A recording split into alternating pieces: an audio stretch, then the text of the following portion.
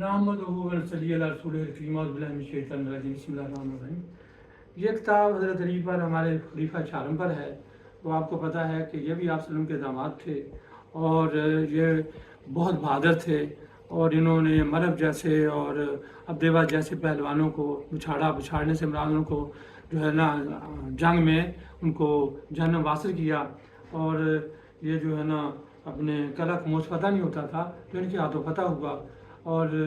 بدقسمتی سے جب یہ خلیفہ بنے تو مسلمانوں میں جو ہے نا نود و جود و نصارہ کی سازشیں جاری تھی، اس وجہ سے بہت ساری لڑائیاں جو لڑی ہیں انہوں نے، اور ان لڑائیوں میں یہ بھی اہم ترین بات میں بتا رہا ہوں کہ حضرت علی رضی اللہ عنہ، حضرت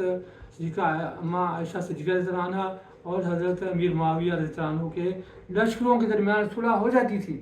لیکن بدقسمتی سے جو سپاہی شامل تھے حضرت علی کے لشکر میں وہ رات کو حملہ آور ہو جاتے تھے اور دوسرے مخالف لشکر پر یہ کہتے تھے کہ جی مشہور یہ کر دیتے تھے کہ انہوں نے حملہ کیا ہے، تو ان کی وجہ سے جو ہے وہ سازشیں اور ابھی تک وہ سازشیں جاری ہیں۔ اللہ تعالیٰ ہم مسلمانوں کو ان سازشوں کو سمجھنے کی توفیق عطا فرمائے۔ السلام علیکم۔